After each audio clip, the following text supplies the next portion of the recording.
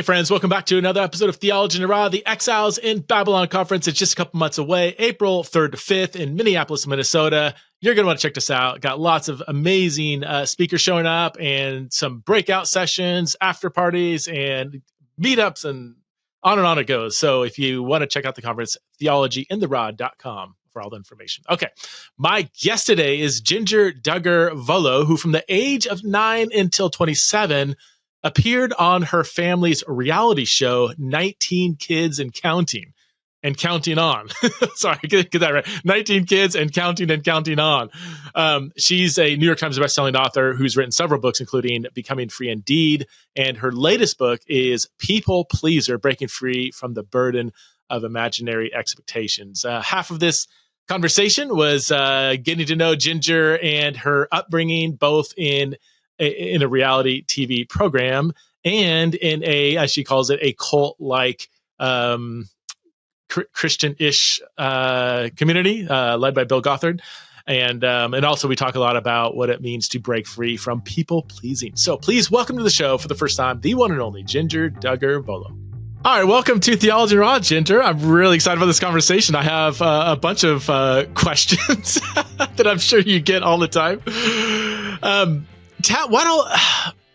Can you take us back to what it was like growing up on a television screen? I mean, your family upbringing is obviously unique, but then throw a bunch of TV cameras into that. Like, what was that like?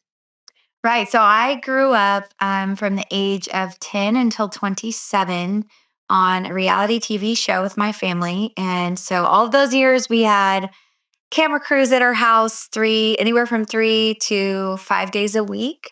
Wow. They were around, and it was just normal life for us. That's what I thought normal was, as well as having 18 siblings. So there are 19 of us in total. And my parents raised us in a Christian home, but that home was not without some theological error. So we were raised in a setting under Bill Gothard's teaching, where we were taught that to gain favor with God, we needed to do all of these rules that were taught to us by this man who we would consider maybe in that time a prophet sent from God to teach us these teachings that we would have never been able to discover through reading the Bible ourselves. And so it was kind of an interesting thing, because I was taught the true gospel from my parents, but then Bill Gothard quickly would teach us the opposite, which was, he said, before you can come to God, I need you to do my certain steps, all these rules, and then these 3 steps, to like be able to break free from chains and bondage that you're in, and then you can come to God, because you don't want to bring him into this mess. So there were teachings that were kind of conflicting in that setting, and it wasn't until later on that I started to realize that and come out of those teachings. But being raised in the public eye as well, it was interesting because we promoted all of that on the show for a majority of those years. And it was an interesting upbringing for sure. Yeah. Do you remember when, because you're 10 years old when it became a reality program. Do you remember what that feeling was for you at that time? Or is it kind of vague? Like, it was a little crazy. I think whenever the cameras first came around, it was such a foreign concept because we did not have TV in the home. That was also one of Bill Gothard's teachings, was not to have a TV. And so having camera crews in the house, it was kind of strange because they would come in, and initially they filmed some documentaries about our family. And that was before the reality show started. So they would come in for a couple days, like maybe 3 to 5 days, and then they would film.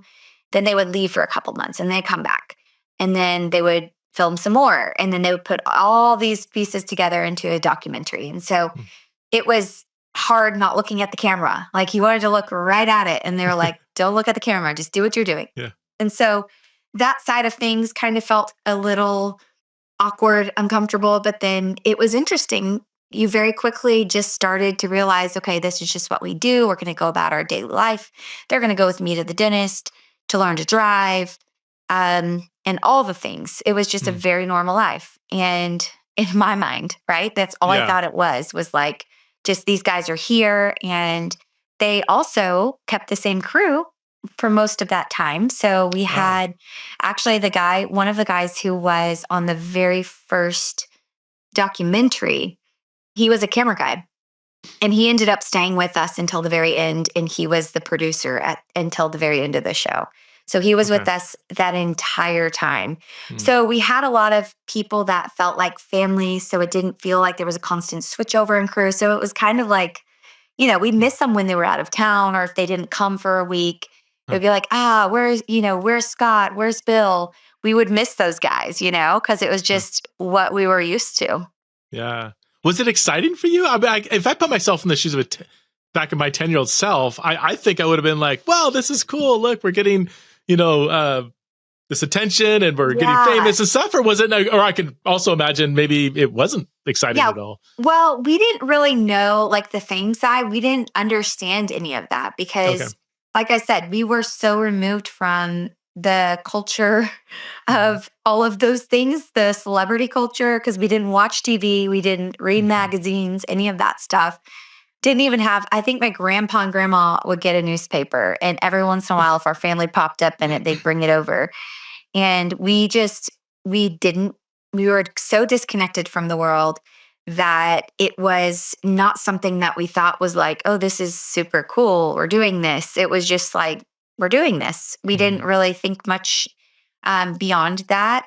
But the show did provide opportunities for us, it was an amazing gift because with 19 kids, my dad was a very hard worker in real estate, car business, all the things he was trying to do to support a large family debt free, which was another one of the teachings.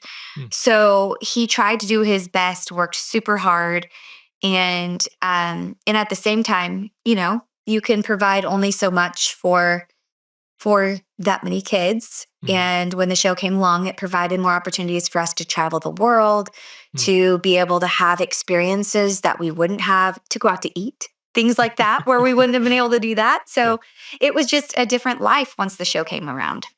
What? So if your family was opposed to television, what led to them to not only getting a television but being on one? Like that seems like a That's contradiction. Or Yeah, that's such an interesting thought, which sometimes I forget about that side of things, like how strange it would it be if I had never watched TV to like be on it. And I don't like now having TV. I don't like I can think back to my younger self, think back to what my parents were thinking. Their ultimate goal was to share with the world that children were a blessing from the Lord. That was what they would always say, and they okay. wanted to be able to promote that message. And Bill Gothard would give so much emphasis. He would put emphasis on really being a light to the nations and sharing in whatever platform is allowed. So Okay. that was part of it. You're not letting it into your home, but you're putting it out for Ah. everybody to see. And so there was a difference there. And even though we had, unbelievers in our home, some of the crew, they were believers, but a majority weren't and had very different worldview from us. And so even that, like in Bill Gothard's setting, maybe that wouldn't have been the safest idea, but it was still something that they felt like we were supposed to do and they felt called to it. And so they said yes. Okay. Now take us. Let's just, I guess, fast forward. What was it like? Because so you said the name of the organization, Institute in Basic Life Principles. Is that's what it's Yes. called? The Bill Gothard IBLP, yes. Hmm. IBLP. What did you like? Did your whole family end up leaving that, or was it just you, or you and some of your siblings? Are your parents still a part of that, or Yeah. So I realized, I think it was closer to the time that I started talking to my now husband, Jeremy.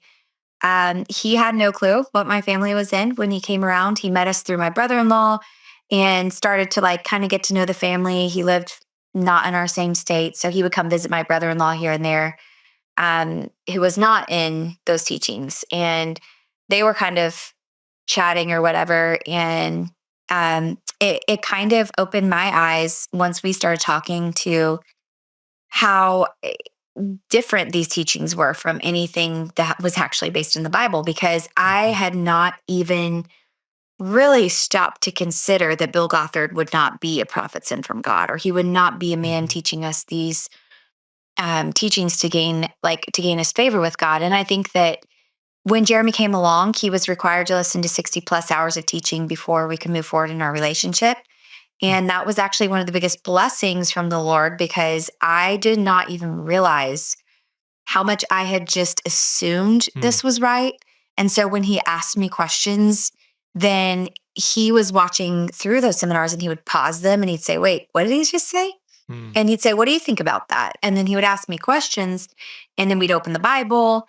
And as soon as I saw, wow, this is so crazy that I've believed this. It was not in the Bible all this time. It was a verse that was twisted, made to say whatever you wanted to say. And then it was, told as like the word from God. So that was what the teachings were consisted of. So it was like every 10 to 30 seconds, we would pause and there would be an issue. And that was a lot. So basically, once I saw that those teachings were not right, the Lord used him, and he used also just me digging into the word and reading it rightly, like not just pulling a verse out here and there, to set me free from that legalism, from the superstition that was hanging over my head. Because he would say, you could have an issue in your life, and it could be something so tiny or so major, from like a health issue down to some conflict in relationship, and maybe even in a business deal, right? Like if there's somebody who moved into your rental and they have alcohol, well, then maybe the reason that you're having health issues is because somebody had alcohol in your rental. So you need to get rid of that. It's very superstitious, very fear-based religion. And as soon as I started to see, wow, this is just so deep and it's so harmful, the Lord allowed all of those things kind of just to fall off, because it was not, once I saw it's not in the Bible, well, I'm not going to conform my life to it, because I want to live by truth, and that's not true. And so that's what my last book was on, Becoming Free Indeed. Just broke down those teachings. It's more of a theological memoir. And I wanted to expose those teachings because I saw them as super harmful. And my family, a lot of them have left certain aspects of the teachings, and some of them would still follow hardcore, all of that. And so I think that we tried to have very loving conversations with family members and just share what we've seen and heard. And at the end of the day, that's what you can do. And then you just leave the rest to the Lord to work in his time. What are you able to kind of leave that?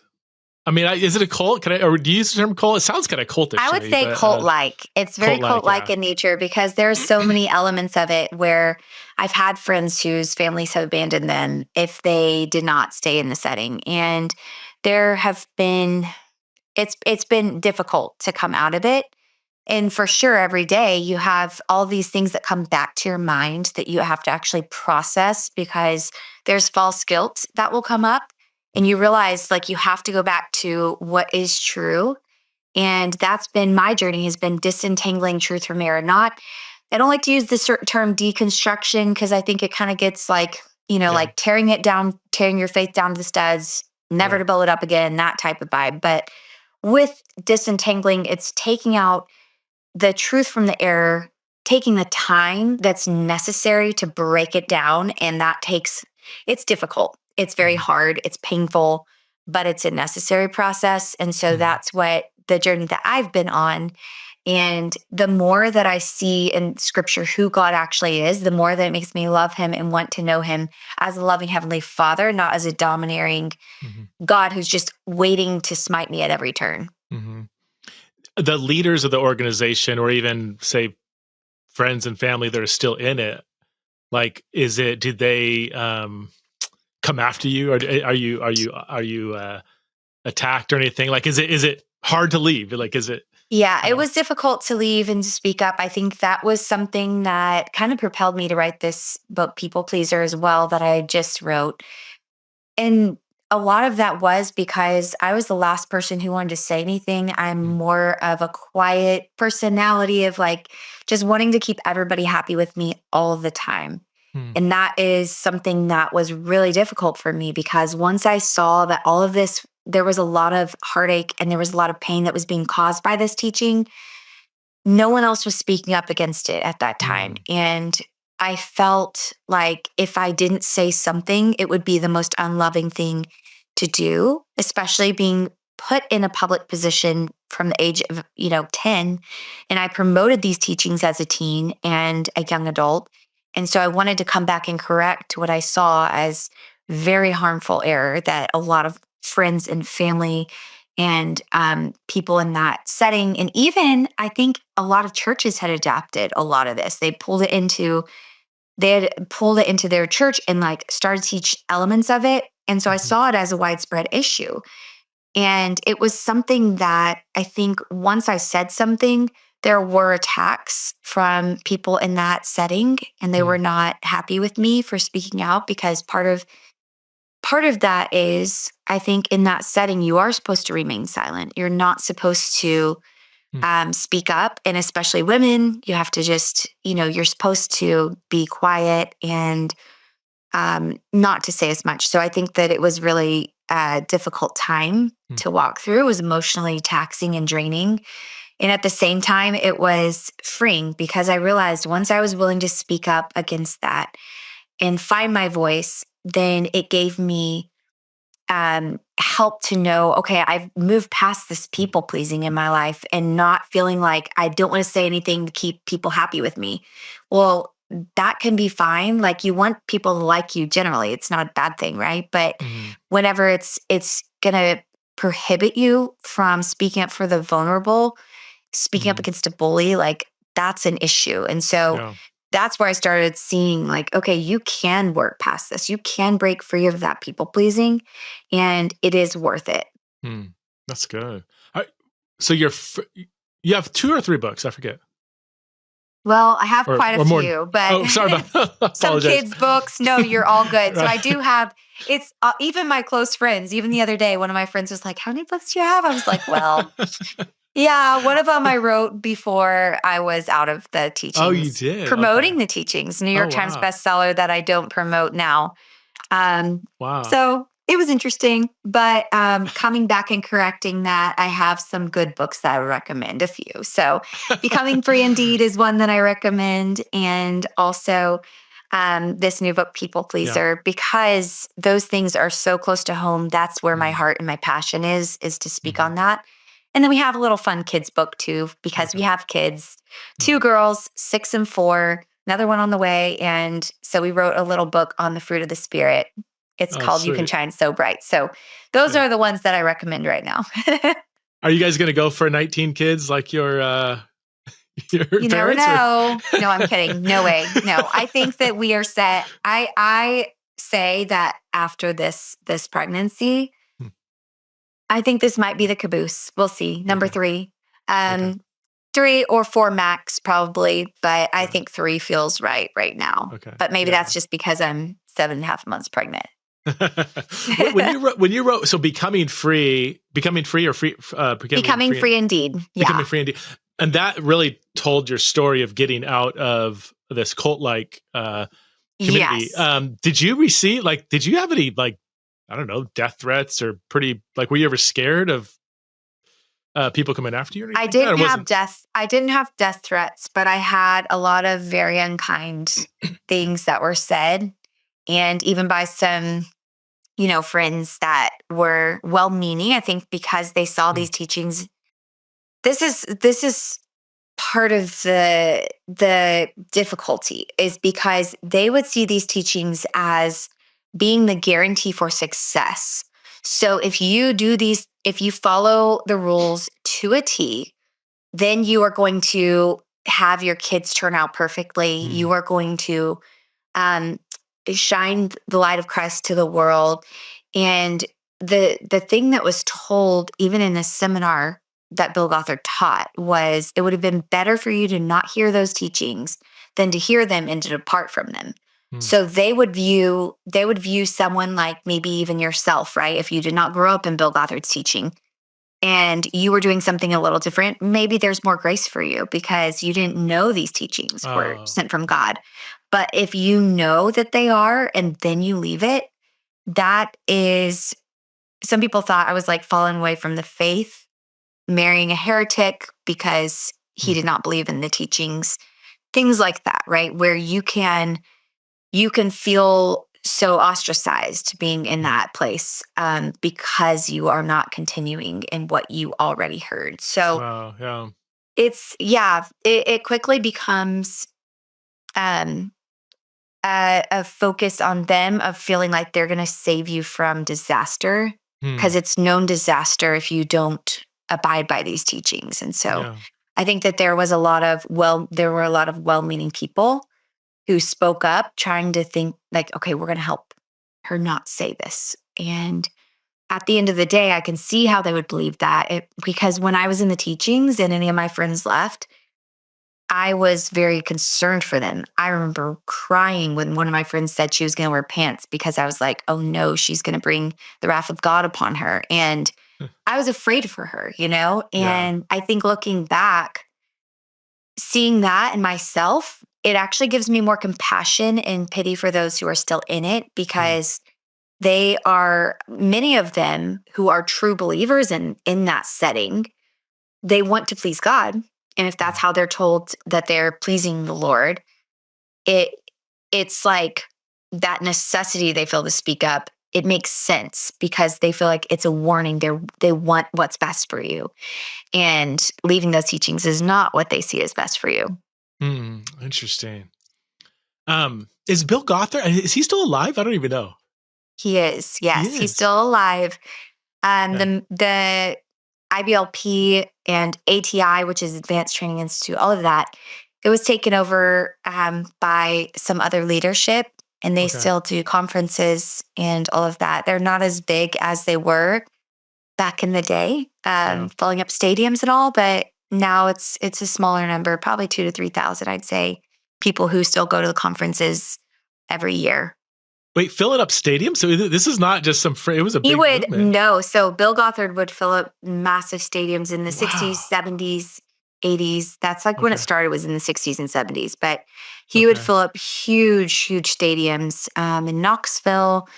Huh. And it was wild. Like families from all over would go. The Huh. kids, everybody would pretty much dress in navy and white. So it looked a little cult-like, you know, showing up in their matching uniforms. And it was interesting. Didn't Bill Gothard write some worship music that's pretty popular? I feel like I remember seeing his name on, or no? No, Maybe, who am I thinking no, of? probably I'm thinking of not. somebody else. He was anti drums. So he was Huh. all about only hymns and classical music, and they had to be without drums. And primarily, I mean, orchestra style music is all that they were allowed to have. So yeah, so modern, has he written some modern hymns or no? Maybe I'm thinking of somebody else. No, Nothing like that. Okay. somebody Okay. else probably. Yeah. What? Okay. What about? And I'm not. I mean, a lot of this is public, so I assume you can talk about it. But there's been a lot of controversy, right, surrounding, or has there, Mhm. surrounding Bill Gothard, but also your family. It's been in the news and Yes, for stuff. sure. Okay. Yeah, What there's been can a you? lot. Yeah. So I hate yeah, always it's like been believing interesting. whatever you hear. So tell us, like, Yeah. what are the legit things that have happened, and how have you responded to some of Yes. that? Yeah, there's been a lot that's happened. Bill Gothard he was taken out of that position that he was in because there were accusations from 30 plus women who accused him of Mhm. sexual misconduct. And so um he yeah, it was like really crazy to see. And I think when I was in that place, I was like, oh wow, that's so sad. But I still, you know, wasn't sure what to think about it when I Mm. was in that setting. Wow. But exiting it, and then I was like, oh, this makes sense. Like this is not, this was, it just really made my heart break for the Mm. victims and everyone involved. And then my family has not been without scandal either. Mm. And so it's been a difficult thing to see those who, you know, will claim to speak for God and they claim to have all these answers, but then they're living a double life. It's very hard to see that. Mm. But it really makes you think like, okay, I want to put my trust not in a system or in person, because that just never is healthy. We have to Mm. trust in God and to keep our focus on him and realize like, okay, I just want to be obedient. I want to walk in a way that is pleasing to God and to not be so wrapped up in, like even following that person, because I think that whenever Bill Gothard went down and I was in that setting, it rocked my world a little bit. And I think I saw later kind of why, like a lot of the things that were promoted there, even for young people, it was really sad to see because he would, have them make single service commitments to not get married. And when they were working at his headquarters in Chicago area, they would not be allowed to be in a relationship and all those things, but he would only choose the prettiest girls and the, most handsome guys to come and work for him. And we would say, oh yeah, those are just Gothard girls because they're the pretty ones, the long blonde hair, or like the girls from Mexico who are like models, would come work for him. And it was a pattern that I didn't realize was so unhealthy and unwise and very wrong. And in that setting, we would just think, wow, they're like the chosen ones. They're the special ones. And now looking back, it's heartbreaking to see what's happened. Golly, wow. That's a lot. It's hard. I mean, it's so sad that that's not uncommon. I didn't even know those. I just knew that there were some things said about him. I didn't know the specifics, but even before you told me, I was like, it's probably sexual abuse scandals, Yes. Like it's just so common with cult-like leaders, which is so sad. Are you, if I can ask, are you close with your family and your parents still? Is that, or? So I'm close with most of my family. There are some difficult, complicated relationships with a few of them, but I would say the majority of them were very close. And even though we don't see eye to eye with every single one of my siblings, we have a really good relationship with my family for the most part. And so there are a couple members of the family who, it's just not as easy.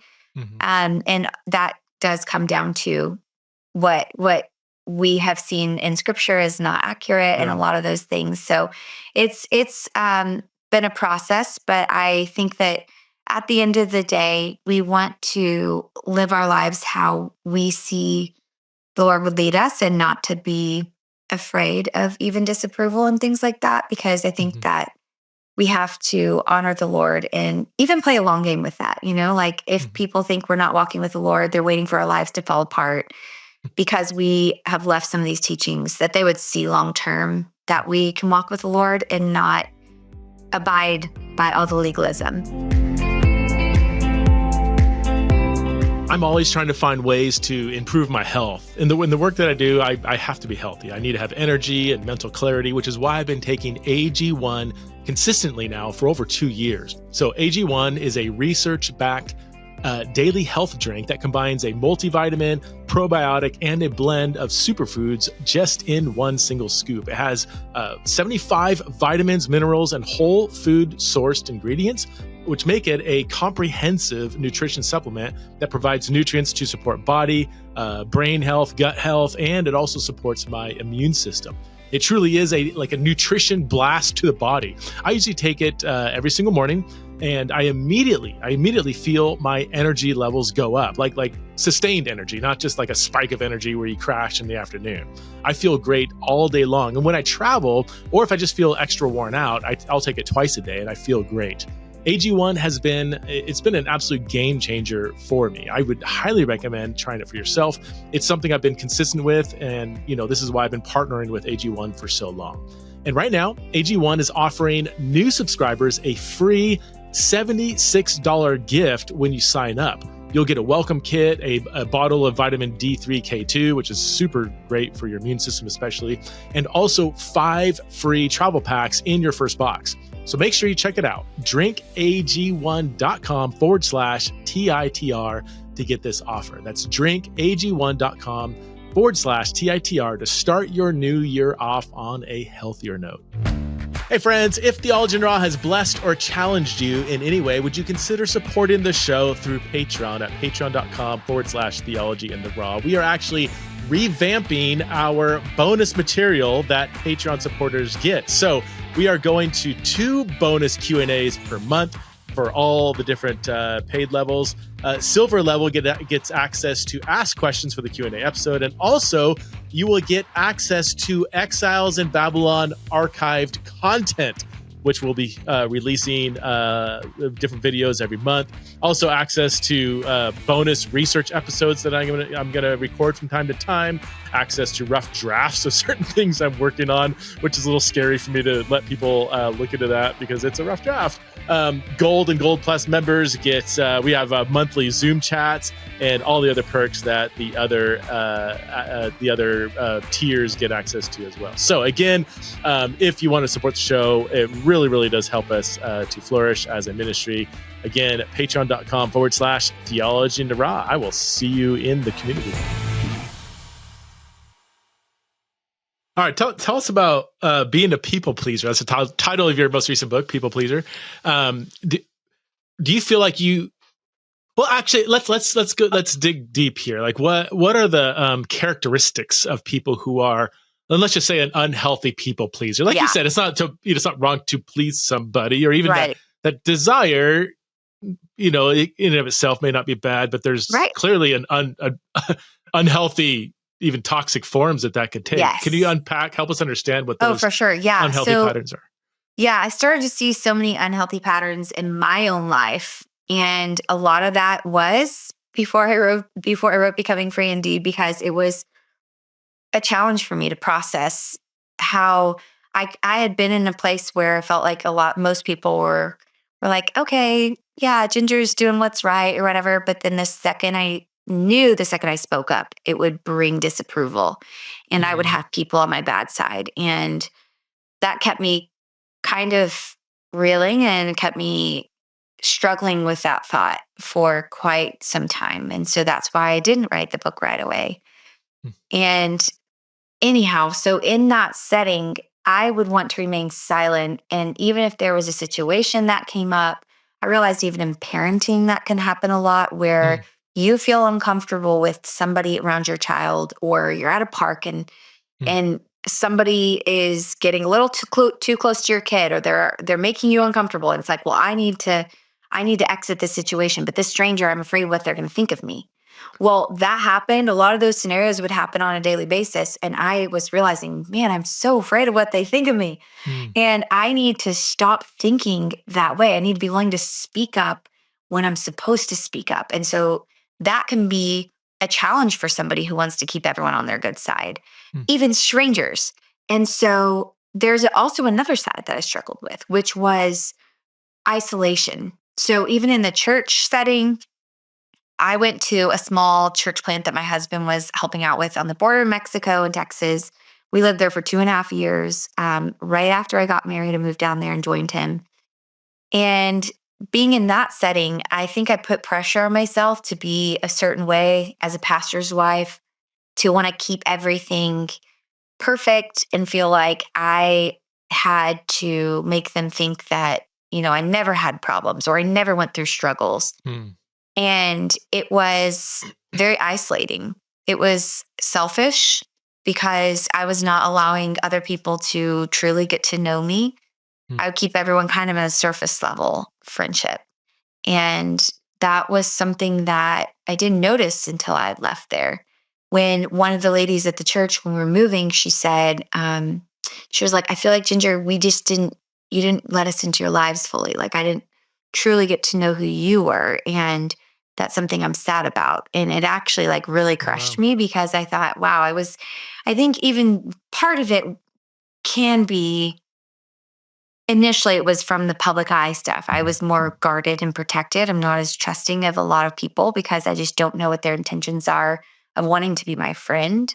And yet I realized within the body of Christ, there also can be, you can have certain pressures that you put on yourself as a Christian, thinking, okay, if I show my faults, my failures, then I'm going to look like less of a Christian. And I don't want to show anybody that I'm going through a difficult season and I'm struggling or I need prayer.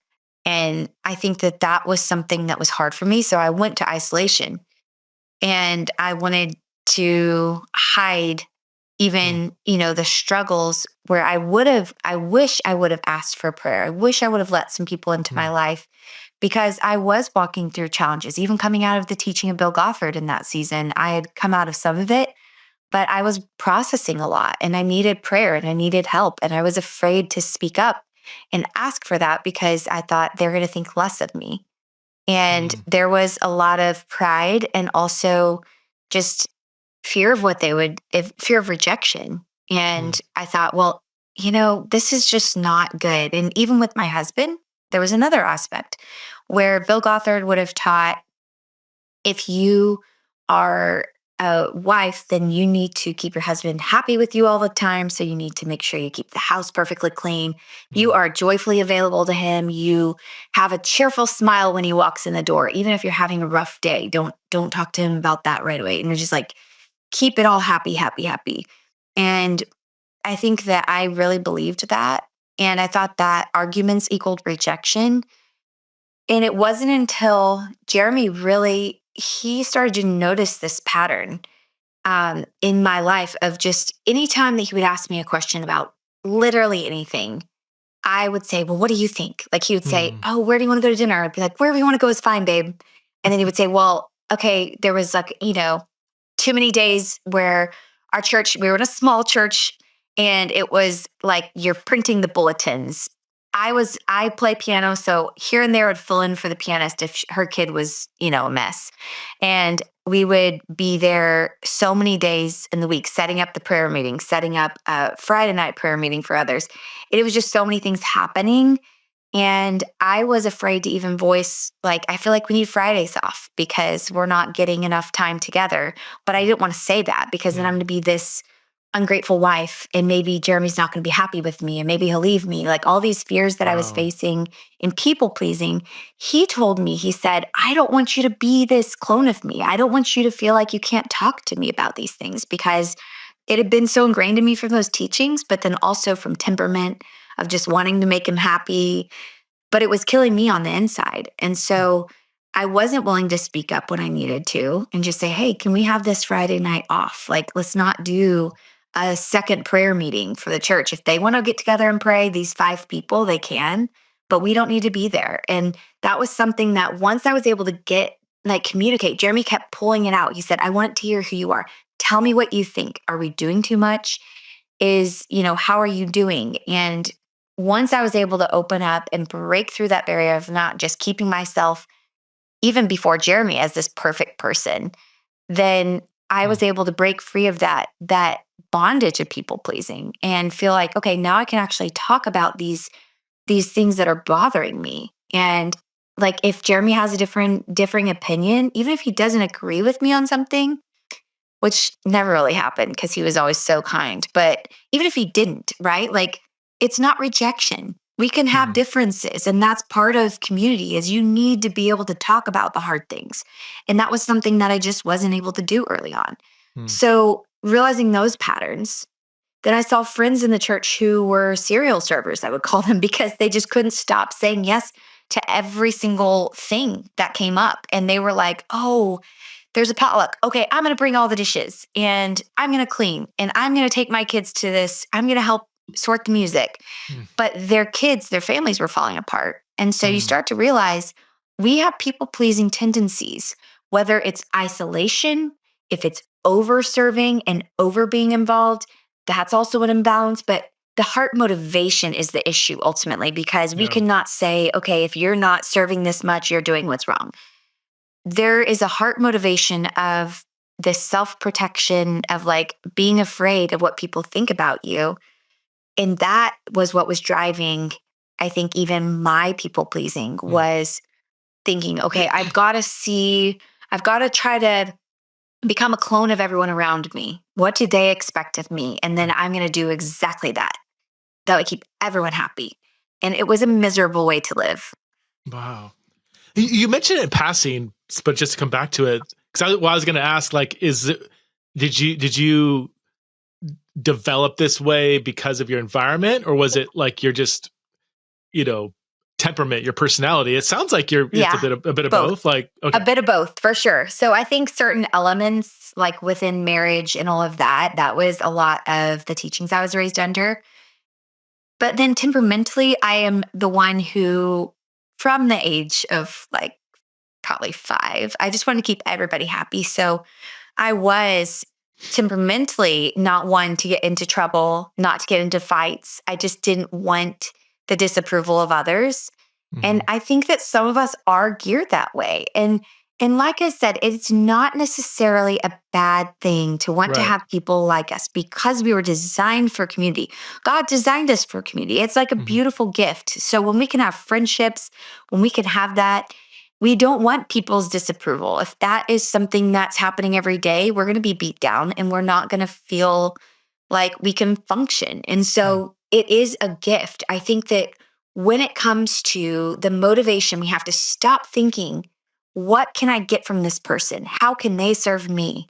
What can I get out of you? And how can I be most comfortable? And how can I get everybody to like me because I'm afraid of their disapproval? Well, that is the motivation. We have to stop thinking that. And we have to start thinking, how can I how can I love and serve others, even if that's by being vulnerable and talking to them about a problem, asking for prayer, or if it's by being a listening ear Mhm. and being a true friend. There are lots of those things that I think we can quickly forget. And Mm. even in that idea of people pleasing, where it's like, like we can do things for other people, thinking that it's the only way to survive. Like even in survival mode, like some people go into survival mode because it's like that's their only way of escape.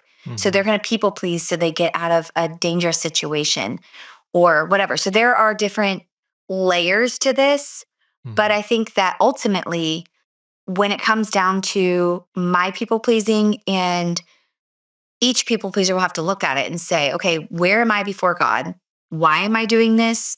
And it's ultimately going to be a question that you have to answer yourself because it affects each one of us differently. Mm. And that's part of, even in the book that I wrote, I wanted it to be helpful. So I put an assessment in the inside. That way they could have a way to break down what people pleasing they tendencies they see in their life. And then at Mm. the end of each chapter, there are also questions because as a busy mom, I have trouble slowing down and actually like taking in what I'm reading or learning. And so I wanted to have little touch points at the end of each chapter, something that you can just hold on to. Ask yourself a couple questions, 2 questions at the end, and then just say, okay, you can think about it in the day. Like, okay, what has been motivating me to do what I'm doing, Mm. and who am I doing this for, or how can I change, how can I speak up for the vulnerable, and has there been a time where I've remained silent when I should have spoken? And so things like that Mm. where you can just work through and be very honest with yourself. I think that was hard for me to like get to that place where I was willing to say, wow, I need help and I don't want to live like this is a Mm. miserable way to live. And I want that for other people pleasers as well. Interesting. That's super helpful. I'm curious in your anecdotal experience. I can say from my anecdotal experience uh, that that this unhealthy people pleasing is not uncommon among especially like Christian wives who are in a like a work like a really conservative context. Has that been, so both my wife and I come out of a very a conservative Christian context, and my wife's her temperament doesn't have any people pleasing problems. But Yeah. talking to other her friends and other people, it's that just that really pressure that to be Mhm. the perfect wife, make sure you're pleasing your husband, Yes. and even like if he's falls into porn, it's your fault, Oh, yeah. Oh, yeah. or dressing a certain way and keeping the house, and I mean Yes. that just was Exactly. in the air. Has that been your experience too? I Yeah, mean, for yeah. sure. I think it is a broader church problem where we feel like, okay, it has been taught. And I think a lot of those things, like I said, were even adapted from someone like Bill Gothard. And we didn't Mhm. even realize it. I think the more that um I've been able to talk through it, I've had so many people who know nothing of Bill Gothard's name, but they were raised in that same setting of like the women having to keep the men happy all the time, and it's never their fault. That is something where Jeremy actually really, he told me early on, he was like, this is a problem because he saw families in Bill Gothard's setting where the men were just not loving their wives and they were not loving and serving them as Christ would have them. And they were being so disobedient to scripture, even in that. And he was like, wow, this is crazy. It is very domineering and it's wrong. It's beating down the women. It's not giving them even a voice. And I think that pressure that women were putting on themselves to keep everything up, it was never the woman's. I mean, it was never the man's fault for anything that he did. It was always like, well, yes, you wore leggings, or you don't keep yourself as you should. You should always be wearing makeup. You should always be happy. You should always be making food for him and all these things. Like there was a lack of the man's responsibility in that. And I think that the people pleasing of women, you saw it come out where they're like, okay, I got to keep everyone happy, my husband, my kids. And some of them would just crack under that. They couldn't handle it. And it was too much to bear because they're not meant to bear that. That's not their weight and responsibility that they're supposed to carry. And so, yes, I think we see it in the broader Christian world where it's this idea of it's all on you. And I think that kind of pressure is not healthy for anyone. And so whenever I looked at it too, I could see it as Bill Gothard's teaching, but I think that it's kind of been sprinkled across the more conservative Christian thought process, as to what's required for a woman. What do you want to say to women right now listening who are kind of like, I feel like I'm kind of in that situation? I mean, luckily, you've got an extremely understanding husband, it sounds like. But some women might be like, gosh, if I brought that up to my husband, it may not go that well. And I would say it's going to be different for each setting because some may, if they're in a very strict setting, they will have to use wisdom and how they bring things up. But ultimately, I would say like have that conversation with your husband. And if you can, and if you can't, bring in somebody else from your church or even outside of your church, if your church is like super in that setting, and talk to them about it. Because I think that if there is an imbalance that's so major and the husband's not being sensitive to his wife, he's not listening to her at all. There have been some settings where you felt like, oh man, he's treating her like a child. Like this is just imbalanced. So I think we see that and it's not okay. That is not how God wants you to be treated. And I think that you can put so much guilt on yourself, which is not right. And so in scripture, God always cares for women. You see even the provision for them in bad relationships for them to get out of that.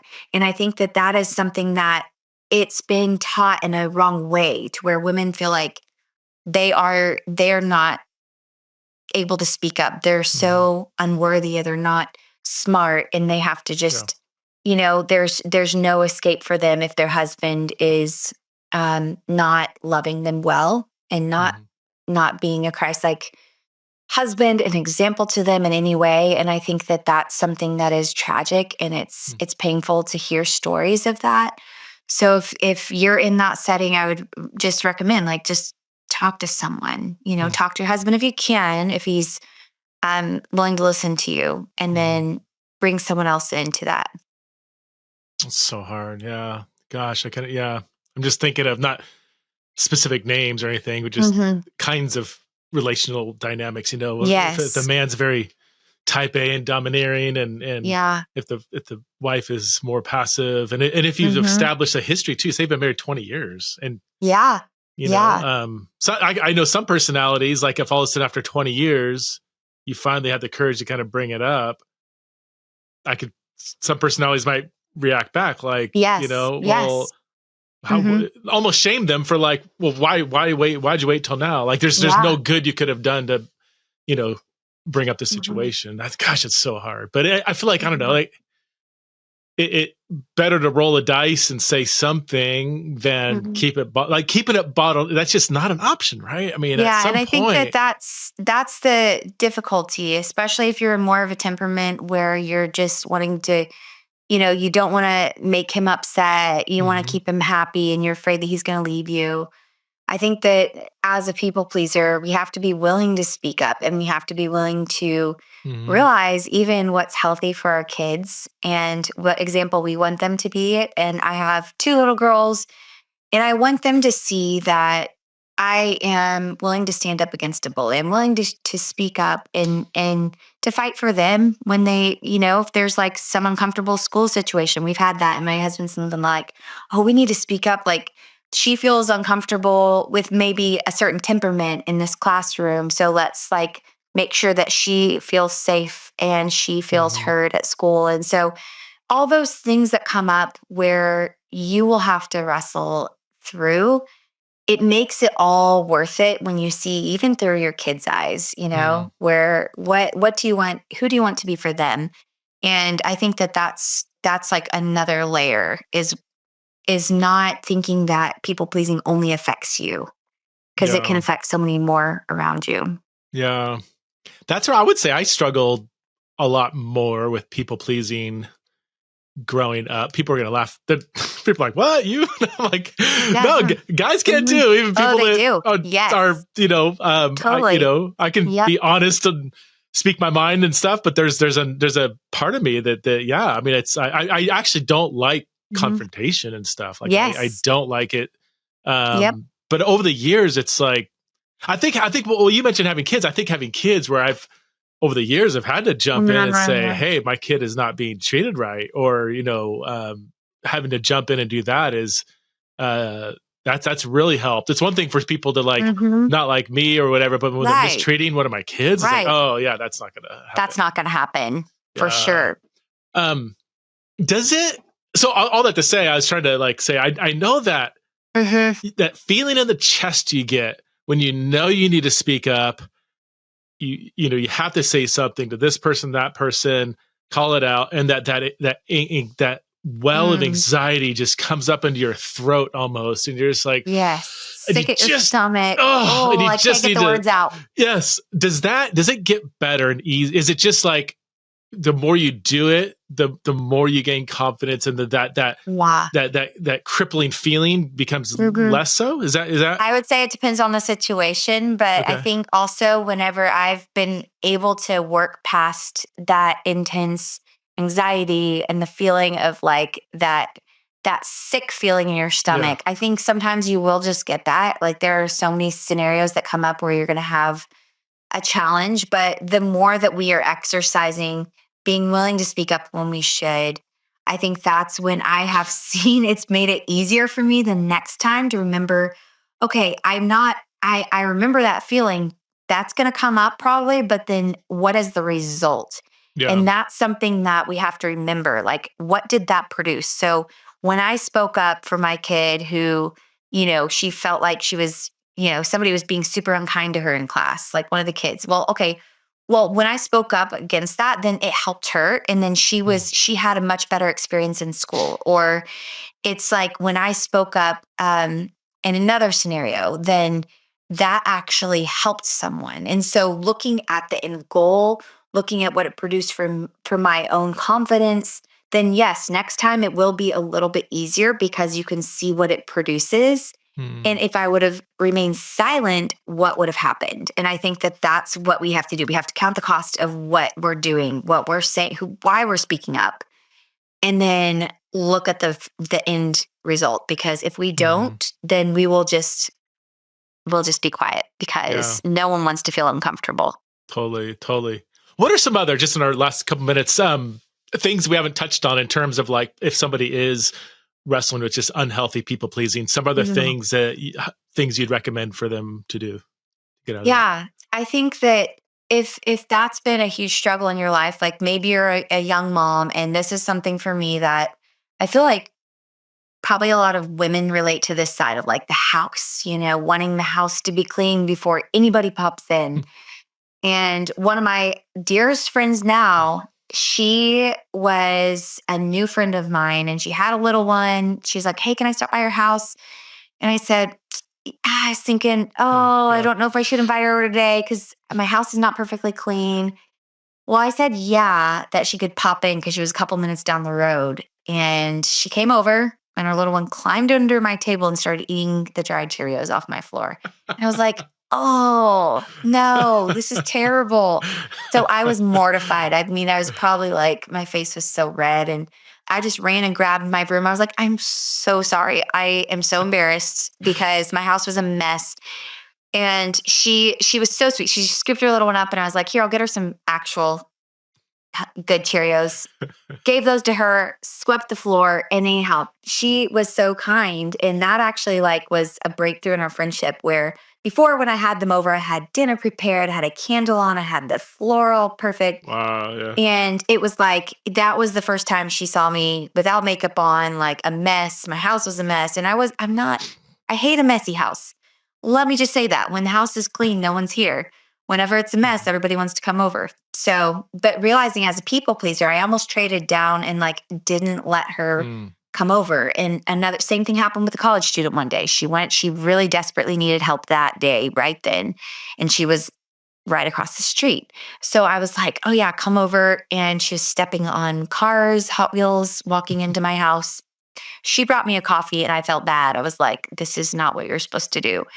And anyhow, letting her into that part where it's uncomfortable, but then at the same time, she didn't even care. She was going through a hard day, needed somebody to sit and talk with her for 2.5 hours.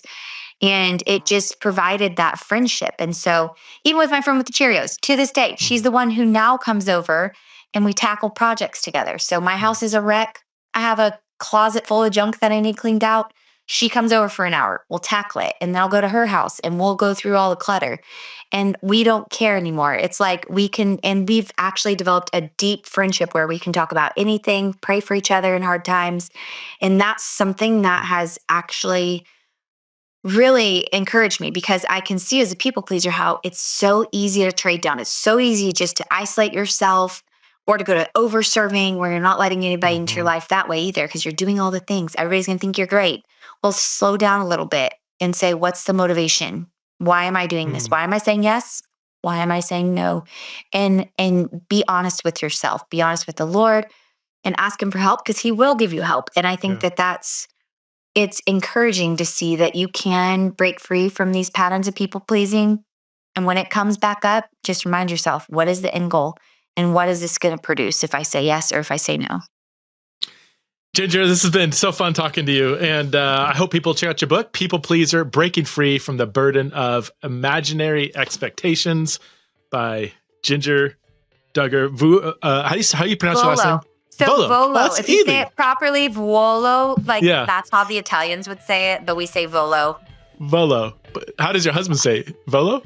He says Volo, but Grandpa would probably be upset at us. We probably should say Volo. Yeah. I will butcher it if I tried. Thanks so much for being a guest on Theology Now. I really appreciate it. Thank you.